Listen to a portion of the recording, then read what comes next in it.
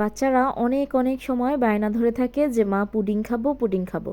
তা আমরা অনেক মায়েরাই আছি যে পুডিংটা ঠিক মতো বানাতে পারি না বা কালারটা সুন্দর হয় না। তো আমার রেসিপিটা প্লিজ ফলো করে দেখেন, একবার ফলো করে দেখেন যে হয় কি না, তারপর আমাকে কমেন্টে এসে বলবেন যা বলার। তো হ্যালো এভরিওয়ান, আসসালামু আলাইকুম, welcome back to my channel Rehan Islam রোদেলা।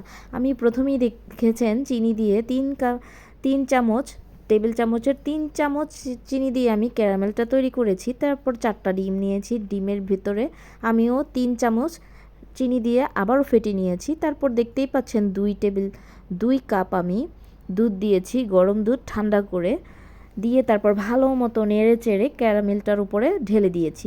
ক্যারামেলটা অবশ্যই ঠান্ডা করে নিতে হবে, না হলে কিন্তু ক্যারামেলটা গলে যাবে। তো তারপরে হচ্ছে আমি গরম পানি বসিয়েছিলাম, একটা স্ট্যান্ড দিয়ে দিয়েছি। স্ট্যান্ডের উপরে হাত দিয়ে চেক করে নিচ্ছি যে পানিটা গরম হয়েছে কিনা। তারপরে আমি বাটিটা বসিয়ে একটা প্লেট দিয়ে ঢেকে দিচ্ছি। আমি 20 মিনিটের মতো রেখেছি ঢাকনা দিয়ে ঢেকে। অলমোস্ট কিন্তু আমার পুডিংটা হয়ে গেছে। তো আমি একটা টুথপিকের সাহায্যে চেক করে নিয়েছি যে পুডিংটা হলো কি না। তো পুডিংটা যখন হয়ে যাবে, কাঠিটা কিন্তু একদম সুন্দর করে বের হয়ে যাবে, দেখতেই পাচ্ছেন। তো পুরোপুরি হয়ে গেছে এবং আমি ঠান্ডা করে নিয়েছি পুডিংটা। আর চারপাশ দিয়ে একটু চাকুর সাহায্যে আমি একটু ছাড়িয়ে নিয়েছি। তো আমার মেয়ে কিন্তু অনেক এক্সাইটেড উঠানোর জন্য, তো উঠাচ্ছে দেখুন। তো মাশাআল্লাহ পুডিংটা কিন্তু অনেক অনেক সুন্দর হয়েছে। আর কালারটাই তো দেখতে পেয়েছেন যে মনে হচ্ছে যে কোনো ফুড কালার ইউজ করছি, বাট কোনো কালার টালার ইউজ করি নাই, শুধু চিনির সাহায্যে এরকম সুন্দর হয়েছে। আর ভেঙেও কিন্তু যায় নাই, একদম নরম এবং সফট, খেতেও অসাধারণ। আপনারা প্লিজ একটু বাসায় বানিয়ে দেখবেন যে হয় কি না। তারপর তো আমি বললাম যে আমাকে আপনারা কোশ্চেন করতে পারেন যে আপনি ভুল বলেছেন। তো আমার মেয়ে তো অনেক পছন্দ করে, যেহেতু ওর পরীক্ষা ছিল, ও আমার কাছে বায়না ধরেছে মা আজকে পুডিং বানা দিতেই হবে।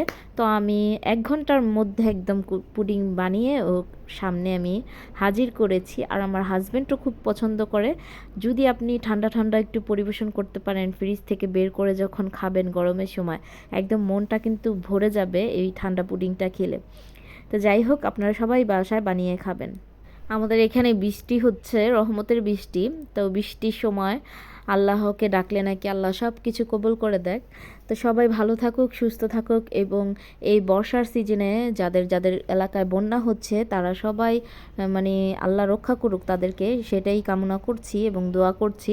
তো খুবই গরম ছিল, বৃষ্টিটা আসার কারণে খুবই ভালো লাগতেছে। তো আপনাদের কোন কোন অঞ্চলে অনেক বৃষ্টি হচ্ছে একটু জানাবেন। তো ভাবি কিন্তু বিকালবেলা লটকন আর একটা বিস্কিট দিয়ে গেল রোদেলার জন্য। লটকনগুলো এত মিষ্টি ছিল, এত মিষ্টি। আমি কিন্তু সাজেক থেকে লটকন নিয়ে এসেছিলাম, খুবই টক ছিল। আর রাতের জন্য রান্না করে ফেললাম আমার হাজব্যান্ডের পছন্দের একটা মলা মাছের চচ্চড়ি। ও কিন্তু মলা মাছ খেতে খুবই পছন্দ করে, মাছের ভিতরে সবচেয়ে মলা মাছটাই খেতে পছন্দ করে।